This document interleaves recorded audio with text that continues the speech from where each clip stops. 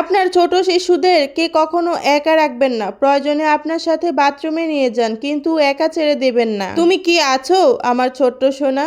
ঘটনাটি মাত্র 1 মাস আগের, কিন্তু ব্যথাটা এখনো এতটাই তাজা মনে হচ্ছে যেন গতকালেই ঘটেছে। সেদিন আমার স্বামী কাজের জন্য তাড়াতাড়ি বেরিয়ে গিয়েছিলেন, আর আমি আমার 3 বছরের মেয়েকে নিয়ে বাড়িতে একাই ছিলাম। সে তার পুতুল আর তার খেলনা নিয়ে বসার ঘরে আনন্দে খেলছিল। আমিও সারা সকাল গোসল করা থেকে বিরত ছিলাম, সঠিক সময়ের অপেক্ষায়। অবশেষে আমি ভাবলাম, ও তো ঠিক আছে, ও তো খেলতেছে, মাত্র কয়েক মিনিটই তো লাগবে, আমি গোসলটা সেরে আসি। আমি তাকে আলতো করে বললাম, মাম্মা তাড়াতাড়ি গোসল করে আসবে সোনা, এখানেই থাকো আর খেলো কেমন? পুতুল সাজানোর মগ্ন থাকায় সে তেমন মনোযোগ না দিয়ে মাথা নাড়লো। আমি বাথরুমের দরজা খোলা রেখে পানি ছেড়ে দিলাম। যখন আমার চারপাশে বাষ্প উঠতে লাগলো, আমি ডেকে উঠলাম, তুমি কি আছো আমার ছোট্ট বেবি সোনা? সে হাসি মুখে উত্তর দিল, এখানে খেল না মাম্মা।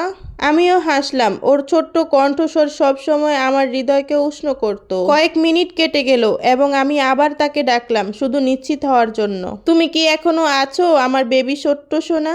সে আবারও কিচিরমিচির করে বলল, এখানে খেল না মাম্মা। আমিও পানি আরো কিছুক্ষণ চলতে দিলাম। শান্তির এক বিরল মুহূর্ত উপভোগ করছিলাম।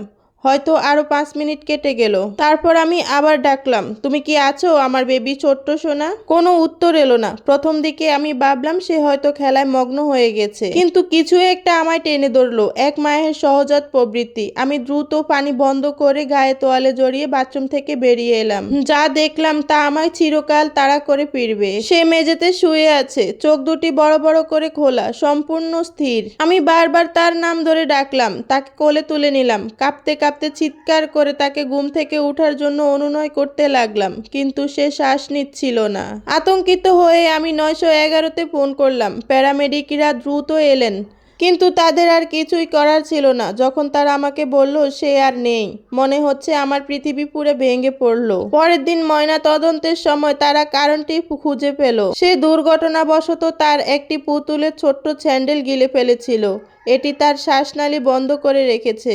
সে হয়তো পুতুলের খাওয়ার জন্য ভান করছিল, যা আমরা তার সাথে খেলার সময় সবসময় করতাম। আমার স্বামী এবং আমি বিধ্বস্ত হয়ে গেলাম। শোক ভালোবাসার উপর অদ্ভুত প্রভাব ফেলে। আমাদের মাঝে নীরবতার ভারী হয়ে উঠল এবং অবশেষে দোষরূপ অপরাধবোধ এবং দুঃখের ভারে আমরা দূরে সরে গেলাম। এখন আমি একা থাকি। আমার থেরাপিস্ট আমাকে এটা লিখতে বললেন, ব্যথা মুক্তি দিতে, কোনো ধরনের রোগ খুঁজে পেতে। প্রতিবার যখন আমি বাথরুমের দিকে যাই, আমি জমে যাই। পানির কথা, আবার সেই দরজার পেছনে থাকা চিন্তা আমাকে আতঙ্কিত করে তোলে। তবুও কখনো কখনো আমি সাহস সঞ্চয় করি এবং উষ্ণ জল আমার পিঠে বেয়ে নামে। আমার ভেতরের একটি অংশ সাহস করে জিজ্ঞেস করে, তুমি আছো আমার সোনা?